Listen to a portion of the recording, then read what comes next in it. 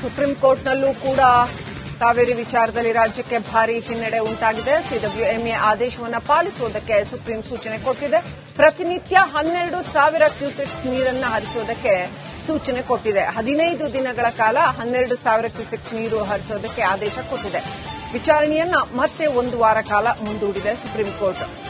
Supreme ಕೋರ್ಟ್ನಲ್ಲಿ ಕರ್ನಾಟಕಕ್ಕೆ ಹಿನ್ನಡೆ, ತಮಿಳುನಾಡಿಗೆ ನಿತ್ಯ 12,000 ಕ್ಯೂಸೆಕ್ಸ್ ನೀರು ಹರಿವಿಗೆ ಸೂಚನೆ.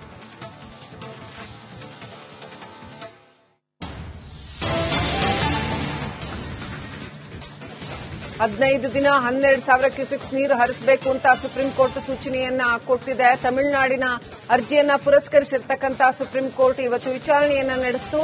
ಇವತ್ತು ರಾಜ್ಯಕ್ಕೆ ಭಾರೀ ಹಿನ್ನಡೆ ಉಂಟಾಗಿದೆ. ಇವತ್ತಿನ ವಿಚಾರಣೆಯಲ್ಲಿ ಸಿಡಬ್ಲ್ಯೂಎಂಎ ಆದೇಶವನ್ನ ಪಾಲಿಸುವುದಕ್ಕೆ ಸುಪ್ರೀಂ ಕೋರ್ಟ್ ಸೂಚನೆಯನ್ನ ಕೊಟ್ಟಿದೆ. ಪ್ರತಿನಿತ್ಯ 12,000 ಕ್ಯೂಸೆಕ್ಸ್ ನೀರು ಹರಿಸುವುದಕ್ಕೆ ಸೂಚನೆ ಕೊಟ್ಟಿದೆ. 15 ದಿನಗಳ ಕಾಲ, ಮುಂದಿನ 15 ದಿನಗಳ ಕಾಲ 12,000 ಕ್ಯೂಸೆಕ್ಸ್ ನೀರು ಹರಿಸಬೇಕಾಗುತ್ತೆ. ಒಂದು ವಾರ ವಿಚಾರಣೆಯನ್ನ ಸುಪ್ರೀಂ ಕೋರ್ಟ್ ಮುಂದೂಡಿದೆ.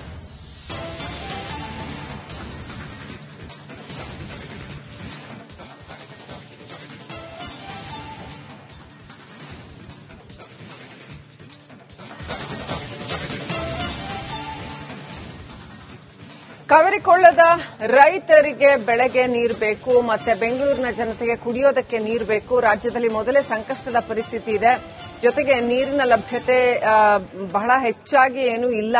ಇಂಥ ಸನ್ನಿವೇಶದಲ್ಲೂ ಕೂಡ ಅಂದ್ರೆ ಹಸಿ ಬರ ಇರ್ತಕ್ಕಂಥದ್ದು. ಕಾವೇರಿ ಕೊಳ್ಳದಲ್ಲಿ ಒಂದಷ್ಟು ಮಳೆಯಾಗಿದೆ ನಿಜ, ಆದರೆ ಪ್ರತಿ ವರ್ಷದಂತೆ ಭರ್ಜರಿ ಏನೂ ಮಳೆ ಆಗಿಲ್ಲ. ತಮಿಳುನಾಡು ಈಗಾಗಲೇ ನಾವು ಎಷ್ಟೇ ನೀರನ್ನ ಬಿಟ್ಟಿದ್ರು ಕೂಡ ಇನ್ನಷ್ಟು ಮತ್ತಷ್ಟು ನೀರು ಬೇಕು ಅನ್ನೋಂಥದ್ದನ್ನ ಕೇಳ್ತಾ ಇದೆ. ಬೆಳೆಗೆ ನೀರು ಕೇಳ್ತಾ ಇದೆ. ಇಲ್ಲಿ ಕುಡಿಯೋದಕ್ಕೆ ನೀರಿಲ್ಲ ಅಂಥ ಪರಿಸ್ಥಿತಿ. ಈಗ ನೀರನ್ನ ಉಳಿಸಿಕೊಳ್ಳದೆ ಹೋದ್ರೆ ಮುಂದೆ ಒಂದು ವೇಳೆ ಮಳೆ ಬರದೆ ಹೋದ್ರೆ ಮತ್ತೆ ನೀರು ಇರುತ್ತೆ ಅನ್ನೋ ಗ್ಯಾರಂಟಿ ಇಲ್ಲ. ತಮಿಳುನಾಡಿಗೆ ಮತ್ತೆ ಮಳೆ ಬರುವ ಸೂಚನೆಗಳು ಬೇಕಾದಷ್ಟಿದೆ. ಇನ್ನೊಂದು ಅವಕಾಶ ಇದೆ, ಆದ್ರೆ ಕರ್ನಾಟಕಕ್ಕೆ ಆ ಅವಕಾಶ ಇರೋದಿಲ್ಲ. ಹಾಗಾಗಿ ಏನ್ ಮಾಡ್ತಾರೆ ಅನ್ನೋದು ಈಗಿರ್ತಕ್ಕಂಥ ಕುತೂಹಲ. ಆದ್ರೆ ಸುಪ್ರೀಂ ಕೋರ್ಟ್ ಇವತ್ತು ಕೊಟ್ಟಿರ್ತಕ್ಕಂಥ ತೀರ್ಪೇನಿದೆ, ರಾಜ್ಯಕ್ಕೆ ಹಿನ್ನಡೆಯಾಗಿದೆ. ಇನ್ನಷ್ಟು ಅಪ್ಡೇಟ್ ಪಡ್ಕೊಳ್ಳೋಣ. ನಮ್ಮ ಪ್ರತಿನಿಧಿ ವೀರೇಂದ್ರ ಉಪ್ಪುಂದ ಲೈವ್ ಕನೆಕ್ಟ್ ಆಗಿದ್ದಾರೆ. ವೀರೇಂದ್ರ ಉಪ್ಪುಂದ, ಈಗ ಸಿಡಬ್ಲ್ಯೂಎಂಎ ಕೊಟ್ಟಿರ್ತಕ್ಕಂಥ ನಿರ್ದೇಶನವನ್ನ ಎತ್ತಿ ಹಿಡಿದಿದೆ ಸುಪ್ರೀಂ ಕೋರ್ಟ್, ಅದನ್ನೇ ಪಾಲಿಸಬೇಕು ಅಂತ ಹೇಳಿದೆ.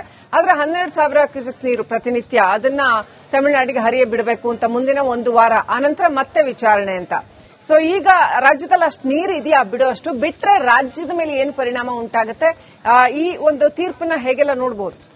ಮೊದಲನೇದಾಗಿ ಶ್ರೀಲಕ್ಷ್ಮಿ, ಇದು ಅತ್ಯಂತ ನಿರೀಕ್ಷಿತ ತೀರ್ಪು ಅಂತ ಹೇಳ್ಬೋದು. ಹೇಗೆ ಅತ್ಯಂತ ನಿರೀಕ್ಷಿತ ತೀರ್ಪು? ಅಂದ್ರೆ ಕರ್ನಾಟಕದಿಂದ ತಮಿಳುನಾಡಿಗೆ ನೀರು ಕೊಡಬೇಕು ಅನ್ನೋ ನಿರೀಕ್ಷಿತ ಹೇಗೆ ಅಂತ ಕೇಳಬಹುದು ನೀವು. ನೋಡಿ, ಇತಿಹಾಸವನ್ನ ತೆಗೆದು ನೋಡಿದ್ರೆ ಮತ್ತು ಸುಪ್ರೀಂ ಕೋರ್ಟ್ನ ಈ ಹಿಂದಿನ ಆದೇಶ, ಅದರ ಅಬ್ಸರ್ವೇಷನ್ ನೋಡಿದ್ರೆ ಅರ್ಥ ಆಗ್ಬಿಡುತ್ತೆ. ಬಹಳ ಹಿಂದೆ ಹೋಗೋದು ಬೇಡ. 2023ರಲ್ಲಿ ಇಂಥದ್ದೇ ಸಂದರ್ಭ ಬಂದಾಗ ತಮಿಳುನಾಡೇ ಸುಪ್ರೀಂ ಕೋರ್ಟ್ಗೆ ಹೋದಾಗ ಸುಪ್ರೀಂ ಕೋರ್ಟ್ ಹೇಳಿತ್ತು, ಸಿಡಬ್ಲ್ಯೂಆರ್ಸಿ ಹಾಗೂ ಸಿಡಬ್ಲ್ಯೂಎಂಎ ಎರಡೂ ಕೂಡ ಸ್ವತಃ ಸುಪ್ರೀಂ ಕೋರ್ಟ್ ಕಾನ್ಸ್ಟಿಟ್ಯೂಟ್ ಮಾಡಿರುವಂತದ್ದು.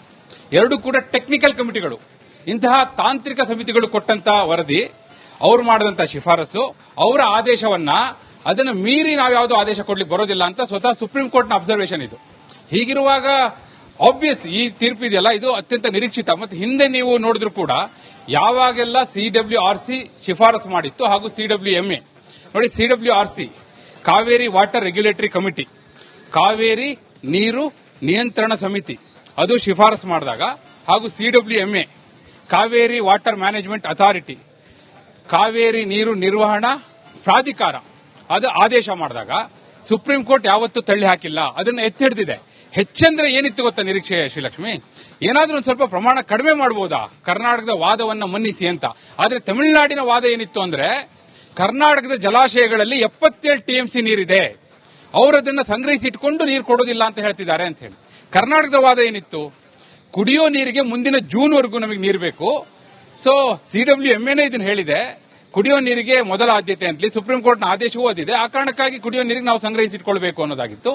ಕಡೆಗೆ ಸುಪ್ರೀಂ ಕೋರ್ಟ್ ಯಾವುದೇ ಬದಲಾವಣೆಯನ್ನ ಮಾಡಿಲ್ಲ. ಸಿಡಬ್ಲ್ಯೂಎಂಎ ಆದೇಶ ಏನಿತ್ತು ಅದನ್ನ ಎತ್ತಿ ಹಿಡಿಯುವ ಮೂಲಕ ಪ್ರತಿನಿತ್ಯ 12,000 ಕ್ಯೂಸೆಕ್ಸ್ ನೀರು 15 ದಿನ ಬಿಡಬೇಕು ಅನ್ನುವಂತ ಆದೇಶ ಏನಿದೆ ಅದು ಪೂರ್ವಾನ್ವಯ ಆಗುವ ಹಾಗೆ, ಅಂದ್ರೆ ಈ ಹಿಂದೆ ಸಿಡಬ್ಲ್ಯೂಎಂಎ ಯಾವತ್ತು ಆದೇಶ ಮಾಡಿತ್ತು ಅವತ್ತಿನಿಂದಲೇ ಅನ್ವಯ ಆಗುವ ಹಾಗೆ ಅದನ್ನ ಜಾರಿ ಮಾಡೋದಕ್ಕೆ ಆದೇಶ ಮಾಡಿದೆ. ಹೀಗಾಗಿ ಇದು ಎಕ್ಸ್ಪೆಕ್ಟೆಡ್ ಅಂತ ಹೇಳ್ಬೋದು Srilakshmi. Right, thank you Virendra ಡೀಟೇಲ್ಸ್ಗಾಗಿ.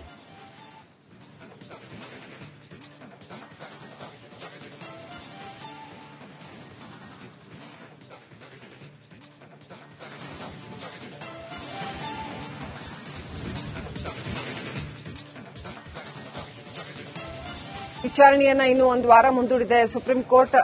ಒಟ್ನಲ್ಲಿ ಇವತ್ತಿನ ವಿಚಾರಣೆಯಲ್ಲಿ ರಾಜ್ಯದ ಮಟ್ಟಿಗೆ ಹಿನ್ನಡೆ ಅಂತಾನೆ ಹೇಳಬೇಕು. ಈಗ ಆಲ್ರೆಡಿ ತಮಿಳುನಾಡು ಕೇಳಿರೋದಕ್ಕಿಂತ ಹೆಚ್ಚುವರಿಯಾಗಿ ನೀರನ್ನು ಹರಿಸಿದ್ರು ಕೂಡ ಈಗ ಮತ್ತೆ ಪ್ರತಿನಿತ್ಯ 15 ದಿನ 12,000 ಕ್ಯೂಸೆಕ್ಸ್ ನೀರು ಬಿಡಬೇಕು.